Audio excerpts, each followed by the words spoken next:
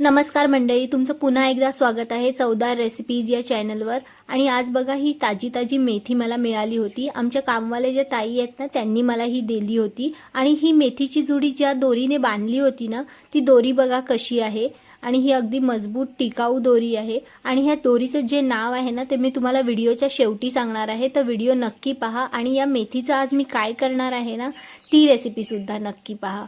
आता ना ही ताजी मेथी बाजारात भरपूर मिळायला लागली आणि इथे तर शेतच आहेत। मी राहते वसई विरार या भागात आणि त्या भागात तर शेती होतेच या मेथीची। आणि बघा ही मेथीची पानं ना मी खुडली आहेत आणि चिरून घेतली आहेत स्वच्छ धुवून।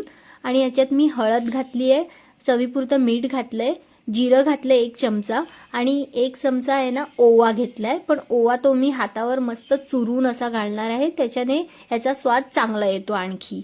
आणि थोडासा मसाला घातला आहे जे घरचं लाल तिखट असतं ते, आणि थोडासा गरम मसाला घातला आहे। आणि हा जो ठेचा होता ना तो आलं लसूण आणि मिरचीचा ठेचा घातला आहे।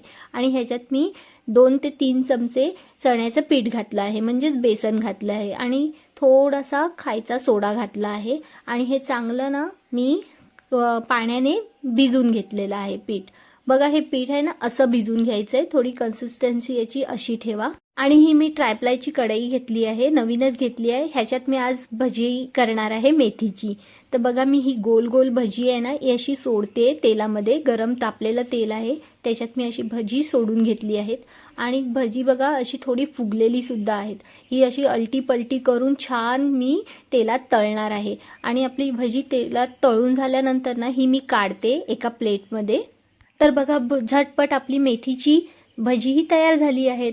तुम्हाला पण आवडत असतील तर तुम्ही नक्की करा ही मेथीची भजी। रोज रोज मेथीची भाजी खाऊन कंटाळा आला असेल तर ही मेथीची भजी नक्की करा आणि जरा आपल्या जिभेला वेगळा टेस्ट द्या। बघा आतून अशी नरम अशी भजी ही नक्की करा। आणि मंडळी या रशीचं नाव तुम्हाला सांगणार होती ना मी, याला आम्ही वाक म्हणतो। ही केळीची सुकलेली साल असते, याला पाण्यात भिजवून ठेवलं ना की ही जास्त मजबूत बनते। तर मंडळी तुमच्या भाषेत याला काय म्हणतात नक्की सांगा कमेंटमध्ये। आणि व्हिडिओ आवडला असेल तर व्हिडिओला लाईक करा।